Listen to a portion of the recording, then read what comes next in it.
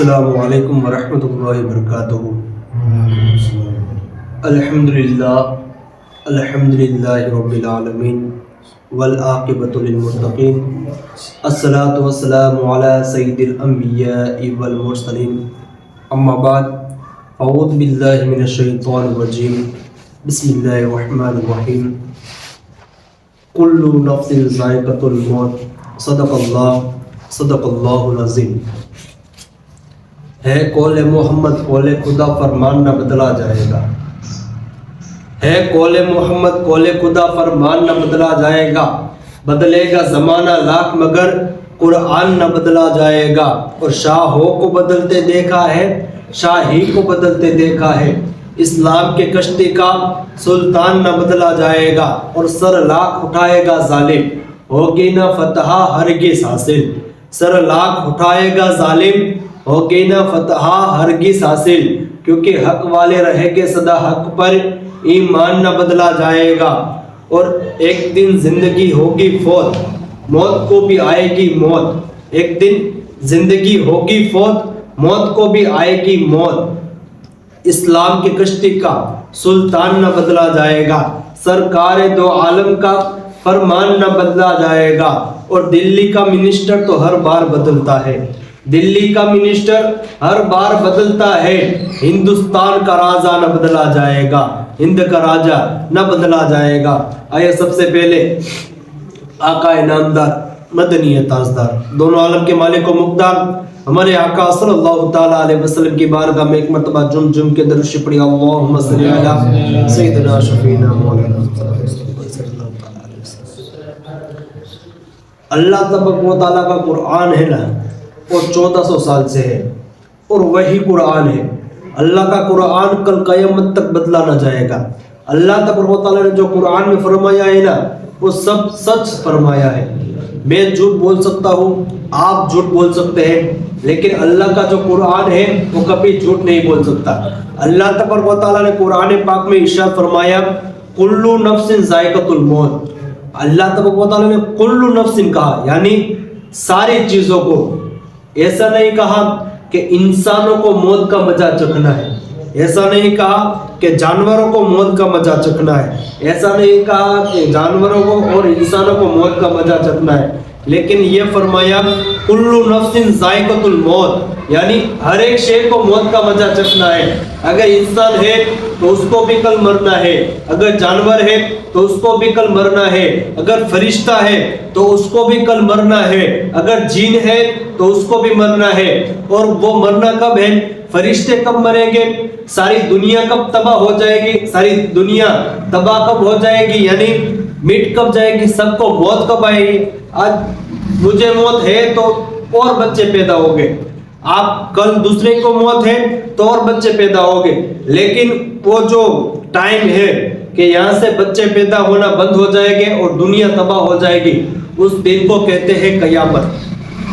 جب قیامت آئے گی تب دنیا ختم ہو جائے گی، یعنی جو بھی انسان ہوگا، انسان کو بھی موت آ جائے گی، جانوروں کو بھی موت آ جائے گی، پرندوں کو بھی موت آ جائے گی، ہوائے کے پرندوں کو بھی موت آ جائے گی۔ جو پہاڑ ہم دیکھتے ہیں، بڑے بڑے پہاڑ ہیں، ان کو بھی موت آ جائے گی، یعنی ان کو بھی ریزہ ریزہ کر دیا جائے گا۔ جو ہم سمندر دیکھتے ہیں کہ سمندر کتنا بڑا ہے، ان کو بھی خشک کر دیا جائے گا، سمندر بھی تباہ ہو جائے گا، دنیا پوری تباہ ہو جائے گی۔ اس دن کو کہتے ہیں قیامت۔ قیامت کے دن سب کو موت آنی ہے، اس لیے کہا گیا کل نفس ذائقۃ الموت، یعنی ہر ایک شے کو موت کا مزہ چکھنا ہے، ہر ایک شے کو موت کا مزہ چکھنا ہے۔ تو قیامت کی نشانیاں کیا بیان کی؟ اللہ تبارک و تعالیٰ کے حبیب نے جو قیامت کی نشانیاں بیان کی، بہت سی نشانی ہے، جن میں کچھ آپ کو بتاؤ کہ اللہ تبارک و تعالیٰ کے حبیب نے جو بیان کیا نا، وہ بیان ایسا کیا کہ وقت، جو وقت ہے نا، ہم دیکھتے ہیں کہ ٹائم کی سب کی قلت رہتی ہے، کسی کے پاس ٹائم نہیں ہے۔ آج آپ کے پاس ٹائم نہیں ہے، کل ہمارے پاس ٹائم نہیں ہے، کسی کے پاس بھی ٹائم نہیں ہے۔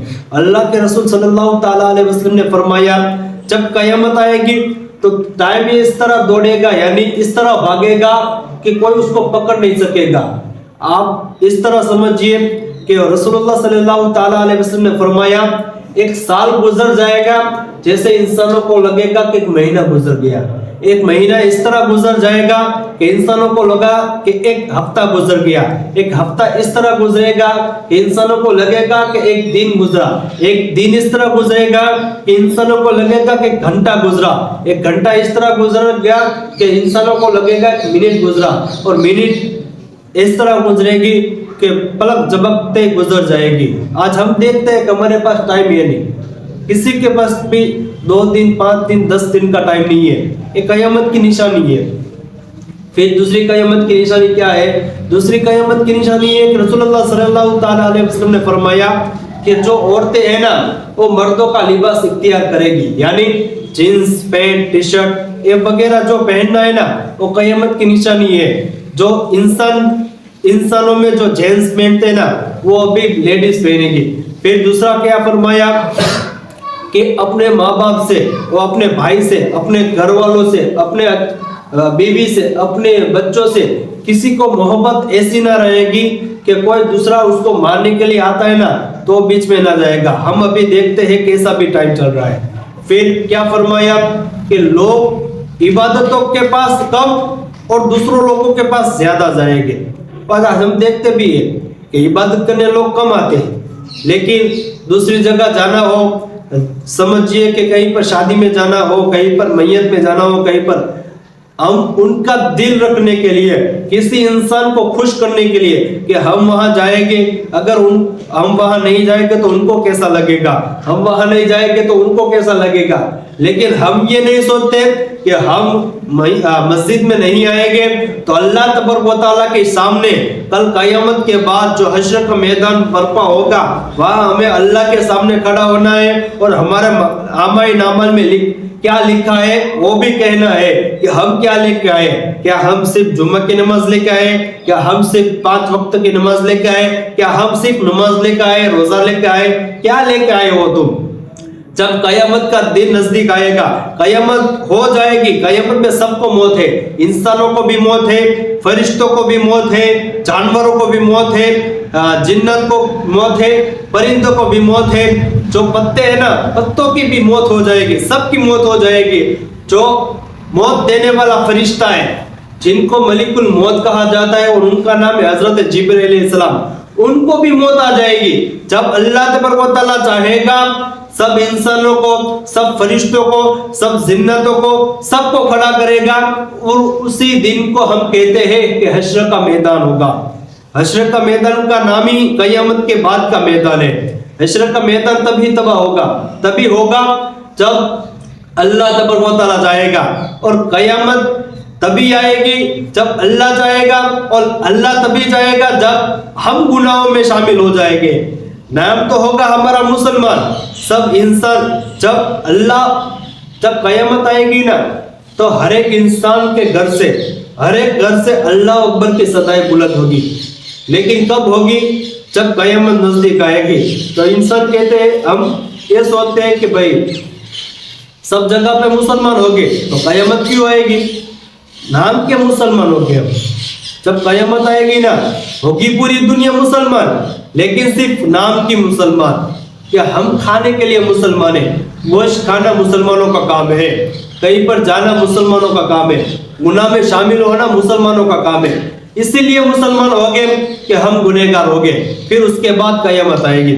قیامت کا منظر کیا ہے ہمیں اس طرح معلوم نہیں ہوتا ہے کہ قیامت کس کو کہتے ہیں۔ قیامت کا خوف کیا ہے؟ قیامت کا خوف بہت ہے۔ قیامت کا خوف دیکھنا ہے نا تو صحابہ کرام کی زندگی دیکھنی پڑے گی۔ ایک مرتبہ حضور صلی اللہ تعالیٰ علیہ وسلم تقریر فرما رہے تھے، تو رسول اللہ صلی اللہ تعالیٰ علیہ وسلم نے تقریر میں فرمایا کہ قیامت کا منظر یہ ہے، قیامت کا یہ ٹائم ہے، قیامت کی نشانیاں یہ ہیں، قیامت اس طریقے سے آئے گی۔ قیامت میں جو قیامت آئے گی وہ کن لوگوں کے اوپر آئے گی، قیامت کے بعد کیا ہوگا، وہ واعظ فرما رہے تھے، یعنی تقریر فرما رہے تھے۔ تقریر ختم ہونے کے بعد جب حضور صلی اللہ تعالیٰ علیہ وسلم گھر پر چلے گئے تو 10 صحابہ، حضرت ابوبکر صدیق، حضرت مولا علی، یہ صحابہ وہ صحابہ ہیں جن کو اللہ تبارک و تعالیٰ کے حبیب نے دنیا ہی میں کہہ دیا تھا کہ ابوبکر تم جنتی ہو۔ ہم کو کوئی کہہ دے کہ تم جنتی ہو ہمیں سب عبادت کرنا چھوڑ دیں. لیکن وہ صحابہ کرام تھے, ہماری طرح انسان نہیں تھے, ہماری طرح ایسے انسان گنہگار انسان نہیں تھے, وہ صحابہ کرام تھے. تو حضرت ابو بکر صدیق, حضرت مولا علی, حضرت انس, حضرت زہیب, ایسے 10 صحابی تھے. وہ حضرت زہیب کے گھر پر جمع ہوئے اور کہا کہ آج کے بعد ہم سب یہ کہتے ہیں کہ آج کے بعد ہم گوشت نہیں کھائیں گے. یعنی گوشت کیا ہے کہ دل کو سکون دینے کے لیے ایک اچھی چیز ہے, ہم گوشت کو نہیں کھائیں گے. پھر ایسی چیز نہیں کھائیں گے جو دل کو سکون دے, صرف کھانے جینے کے لیے کھائیں گے. یعنی روٹی بھی کھا سکتے ہیں, روٹی اور گڑ سے بھی لوگ زندہ رہ سکتے ہیں, روٹی اور گڑ سے بھی لوگ زندہ رہ سکتے ہیں, روٹی کھائیں گے. پھر فرمایا کہ ہم یہ جو بستر ہے نا, جو اپنے جسم کو آسانی کے ساتھ سلا دے, یعنی جو نرم بستر ہوتا ہے ان کے اوپر نہیں سوئیں گے. یعنی رات کو ہم اللہ تبارک و تعالیٰ کی عبادت کریں گے اور دن کو روزہ رکھیں گے. پھر فرمایا کہ ہم اپنی عورتوں کے پاس نہیں جائیں گے. پھر فرمایا ہم کبھی بھی ایسا کام نہ کریں گے جس سے اللہ ناراض ہو. کل قیامت کے دن ہم اللہ کے سامنے کسی طرح کھڑا ہو جائیں گے. یہ حضرت ابو بکر صدیق کی ذات ہے, حضرت مولا علی کرم اللہ وجہ الکریم کی ذات ہے. یہ وہ لوگ ہیں جن کو جنت کا کہہ دیا تھا کہ تم کو جنت نصیب ہو گئی ہے, پھر بھی اللہ تبارک و تعالیٰ سے اتنا ڈر ہے. پھر ان لوگوں نے, کچھ لوگوں نے ایسا بھی کہہ دیا کہ جو ہمارا پرائیویٹ پارٹ ہے نا ان کو ہی ہم کاٹ دیں گے, صحابہ کرام ہیں ان کو ہی ہم کاٹ دیں گے. ان باتوں کی جب رسول اللہ صلی اللہ تعالیٰ علیہ وسلم کو خبر ہوئی کہ صحابہ کرام اس طرح سوچتے ہیں, رسول اللہ نے ان 10 لوگوں کو بلایا اور کہا کہ کیا تم سوچتے ہو, یہ سوچتے ہو کہ تم نماز پڑھ لو گے تو کیا تمہارا رب راضی ہو جائے گا, تم رات کو نماز پڑھ لو گے تو تمہارا رب راضی ہو جائے گا. تم میری زندگی دیکھو, دوسروں کی زندگی مت دیکھو. میں دن کو روزہ بھی رکھتا ہوں اور کبھی کبھی ترک بھی کر دیتا ہوں, یعنی کبھی کبھی چھوڑ بھی دیتا ہوں. پھر رات کو نفل نماز بھی پڑھتا ہوں اور رات کو میں سو بھی جاتا ہوں, اپنی عورتوں پر میں پاس جاتا ہوں, اور کبھی کبھی میں ایسی بھی گوشت بھی کھا لیتا ہوں اور ایسی بھی چیز کھا لیتا ہوں جس کو دل کو سکون دے. اگر تم یہ سب کرنے جاؤ گے تو تم مجھ سے کٹ جاؤ گے, یعنی مجھ سے مل نہ پاؤ گے.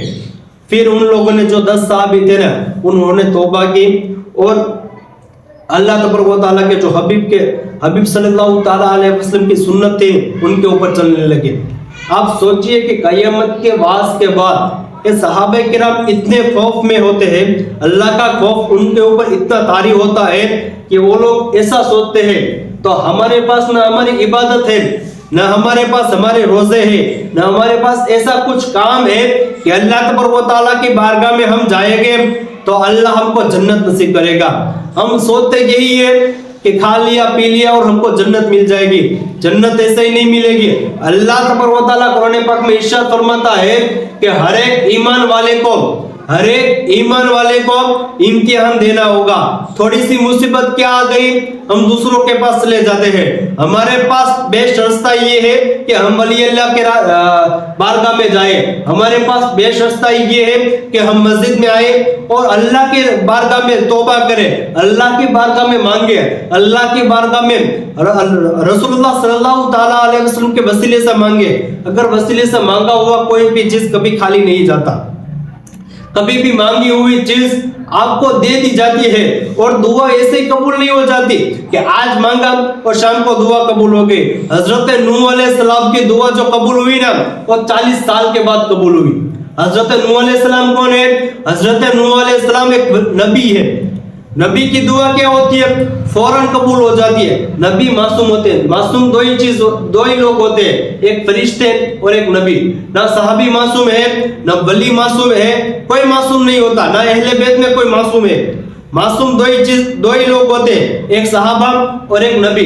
نبی کی دعا فوراً قبول ہو جاتی ہے اور ایک فرشتوں کی دعا فوراً قبول ہو جاتی ہے. لیکن نبی کی دعا آپ سوچئے کہ 40 سال کے بعد اللہ تبارک و تعالیٰ نے جس نبی کی دعا حضرت نوح علیہ السلام کی دعا قبول کی 40 سال کے بعد, تو ہماری دعا تو اللہ کے رسول کے صدقے سے 2 سال 5 سال کے بعد قبول ہو ہی جاتی ہے. اس لیے ہمیں چاہیے کہ ہم اللہ کی بارگاہ میں سجدہ کر کے ان سے مانگے اور ایک بیسٹ چیز آپ کو بتاؤں کہ اگر آپ کو آپ کی دعا قبول کروانی ہے تو اللہ کی بارگاہ میں آپ اکیلے مانگا کرے، یعنی تنہا مانگا کرے۔ تنہا اللہ کو بہت پسند ہے، تنہا رونے والا اللہ کو بہت پسند ہے۔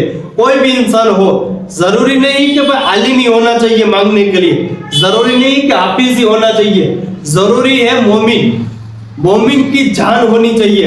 اگر دل سے ایک آنسو نکلے گا نا تو اللہ تبارک و تعالیٰ ایسا غفور الرحیم ہے کہ ایک آنسو کے بدلے میں آپ کو جنت نصیب کر دے گا۔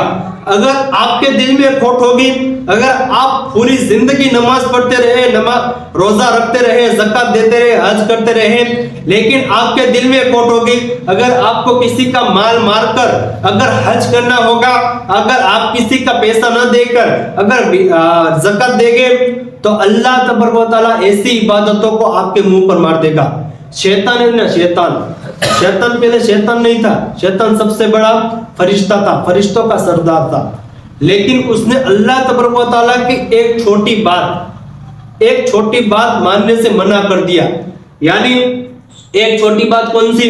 ایک چھوٹی بات کہ حضرت آدم علیہ السلام کا جو پتلا بنایا گیا، اللہ تبارک و تعالیٰ نے سب فرشتوں کو کہا کہ سجدہ کرو، سب فرشتوں نے سجدہ کیا، لیکن جو شیطان تھا نا اس نے سجدہ نہیں کیا، کیونکہ ان کے اوپر غرور آ گیا، شیطان کو غرور آ گیا کہ میں فرشتوں کا سردار، میرے سامنے سب فرشتے جھک جاتے ہیں، میں فرشتوں کا سردار، اگر میں نماز اگر بکھوروں تو پوری دنیا پہ میری نماز کے سجدے بکھر جائیں تب بھی عبادت بچے، میں ان مٹی کو سجدہ کروں گا۔ اللہ تبارک و تعالیٰ نے پھر فرمایا کہ ابلیس تو اس کو سجدہ کر، میرا حکم ہے۔ اس نے کہا نہیں، میں سجدہ نہیں کروں گا۔ تو اللہ تبارک و تعالیٰ نے ان کو جماعت سے ہی نکال دیا، یعنی جنت سے نکال دیا، فرشتوں کا سردار تھا، فرشتوں میں سے نکال دیا۔ آپ سوچئے کہ ایک فرشتہ ایسا کہ جن کی عبادت اگر زمینوں پہ بکھورو گے تو سجدوں سے زمین بھر جائے گی، لیکن اس کی عبادت کم نہ ہوگی، لیکن اس کی عبادت گھٹے گی نہیں، بڑھتی جائے گی۔ یعنی آپ یہ سوچیں کہ کسی کے پاس ₹1,00,000 ہے تو آپ اس کو ₹2,00,000 دیں گے، ₹3,00,000 دیں گے، اس کے پاس پیسہ گھٹنے والا نہیں ہے۔ اگر اس کے پاس اتنا پیسہ ہے، اتنی عبادت ہے، تب بھی اللہ تبارک و تعالیٰ ان کو اپنی بارگاہ سے نکال دیتا ہے۔ تو آپ سوچئے کہ ہمارا حال کیا ہوگا؟ ہمارے پاس ٹوٹی پھوٹی عبادت ہے، ٹوٹے پھوٹے روزے ہیں، 2-4 روزے ہیں، 2-4 عبادت ہے، اسی کو لے کر اللہ تبارک و تعالیٰ کی بارگاہ میں جانا ہے۔ اس لیے میں کہتا ہوں اگر آپ کو کوئی بھی کام کرنا ہو، اگر آپ کو عبادت کرنی ہو تو ایک چیز یاد رکھیں کہ اللہ کا خوف ہونا چاہیے۔ اگر آپ کے پاس اللہ کا خوف ہوگا تو آپ جوا کے پاس نہیں جاؤ گے، اگر آپ کے پاس اللہ کا خوف ہوگا تو آپ زنا کے پاس نہ جاؤ گے، اگر آپ کے پاس اللہ کا خوف ہوگا تو آپ شراب کے پاس نہ جاؤ گے، اگر آپ کے پاس اللہ کا خوف ہوگا تو آپ ایسے گناہ کی طرف مائل ہی نہیں ہوگے جو آپ کو اللہ ناراض ہو جائے گا۔ اگر آپ کا اللہ ناراض ہو گیا تو کوئی بھی ایسی چیز نہیں ہے، نہ کوئی ایسا بندہ ہے کہ آپ کو بچا سکے۔ اس لیے چاہیے کہ آپ نماز بھی پڑھیں اور اکیلے میں اللہ تبارک و تعالیٰ کی بارگاہ میں دعا بھی مانگے کہ اللہ تبارک و تعالیٰ ہمارے بھی گناہ معاف فرمائے اور آپ کے بھی گناہ معاف فرمائے۔ اللہ تبارک و تعالیٰ کی بارگاہ میں دعا ہے کہ اللہ تبارک و تعالیٰ ہم کو بھی 5 ٹائم کی نماز پڑھنے کی توفیق عطا فرمائے اور آپ کو بھی 5 ٹائم نماز پڑھنے کی توفیق عطا فرمائے اور گناہوں سے سب کو بچائے۔ اللہم آمین۔ وما علینا الا البلاغ وآخر دعوانا الحمدللہ رب العالمین۔